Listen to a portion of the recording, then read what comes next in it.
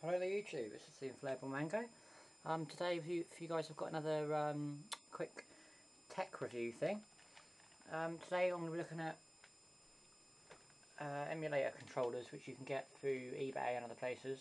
The two I'll be showing you are going to be the N64 and the SNES, or Super Nintendo.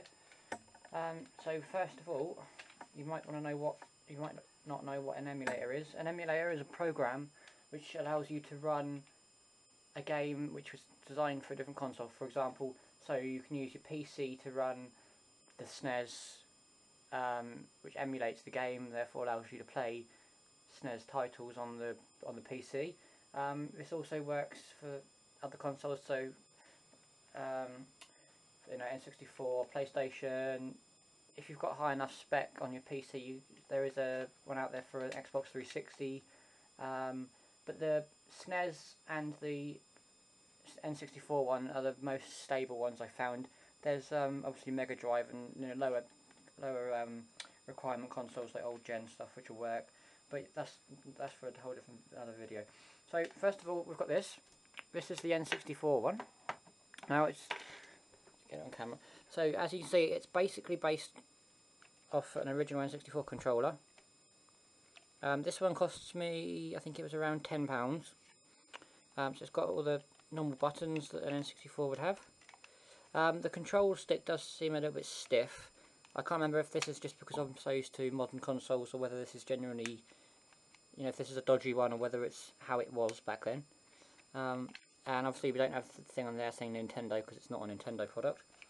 Now the important thing with these ones is that on the other end of the cable, instead of the N64 port, it's a USB. So we've got that. And I'll show you the other one, and I'll show you them both in action. And this one is a lot cheaper. The SNES and the Mega Drive and all those ones, the gamepads are literally, I think I paid about £2.50 for this one, delivered. So this one's the SNES. So again, all the regular buttons you get on a SNES, but minus the Nintendo logo because it's not official. They're all working nicely. This controller works really well. I've had no problems with this one. And again, this one is on a USB connection. So just plug and play. You don't need any drivers to install. So we'll pop over to the PC. I'll show you guys what you do. Right. So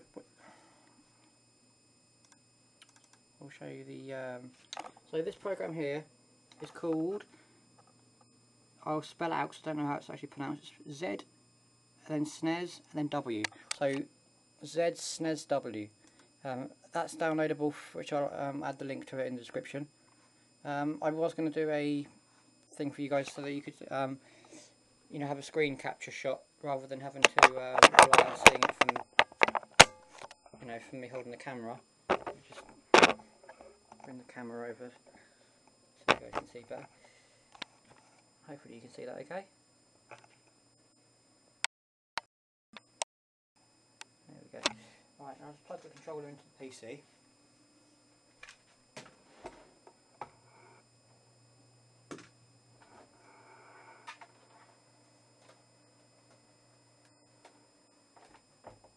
Okay. So for this game I've got, I think it's Mortal Kombat loaded up. So yeah, Mortal Kombat. So we'll load Mortal Kombat. Load. Take a little while. Short time and it should load up the game. There we go. So now that's playing Mortal Kombat.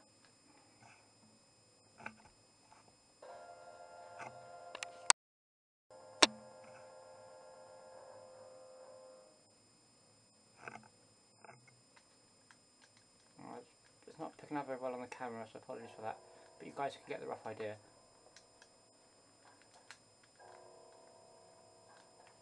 Let's go enable the.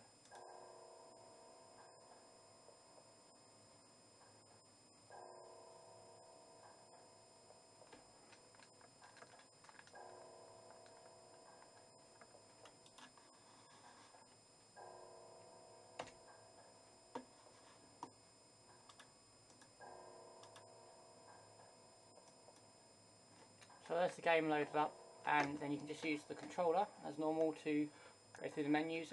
I haven't enabled it as yet, so obviously it won't be working. But there's that one. So let's just set up the next one ready so we can actually show you that one working. So we'll close that program down. Let's plug in the N64 one.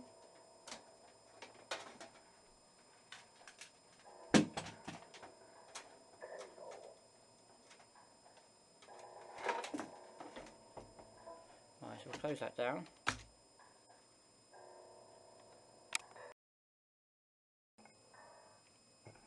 Some background gameplay while it's...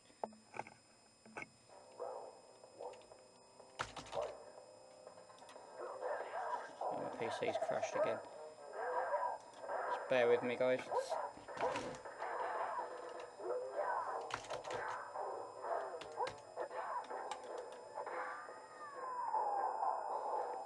So yeah, you can make that full screen as well, so you guys can, if you want to have that as a full screen, you can. But that's basically showing you it working. And my PC decides to wake up. No, I don't know what I've done, I've unplugged the keyboard. That's why it's not doing anything. I had to swap over one of the USBs, that's what it was. There we go. That's why I wasn't responding, it hadn't crashed. I'd unplugged the wrong USB. Okay, so we can go to Task Manager and close that down.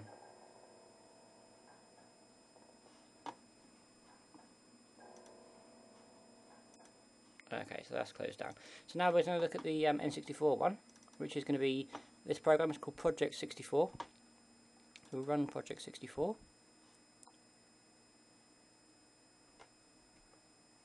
I should get the controller ready. Okay, so Project 64 bring up a list of all the ROMs you have installed. Now ROMs are available online. They're basically copies of the game. You have to own the game legally to be able to download the ROM. So that's all the legal jargon out of the way. This one also with Project 64, it also had notes to it. So for example, this one of the games I wanted, which was you can't see on screen, but it's GoldenEye 007. It says compatible, however requires high system requirements. So it does work, but it will require high system performance. So we're going to run that because that's the one I've used, and I'm just going to load up the controller. So configure controller, load profile because I've already loaded one up. N64 and open joysticks.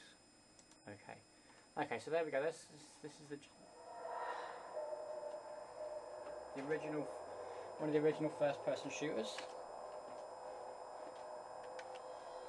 So we're going to try and put the controller in front so you guys can see it actually working. So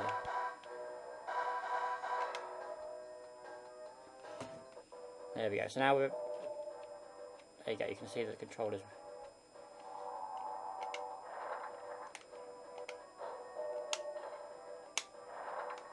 So I'm just going to load it up and fire a few rounds off, and then you can see that.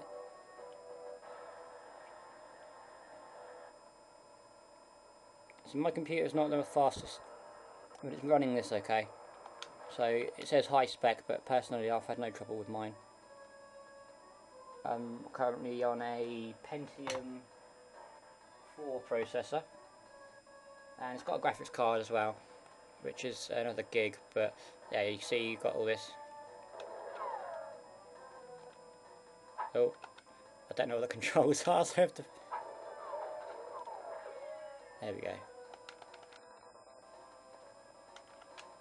So that's just the basic idea behind it. So yeah, I hope you guys enjoyed that little thing, kind of a little review. Obviously I've made it up as I go, so there was no scripting, so apologies for that.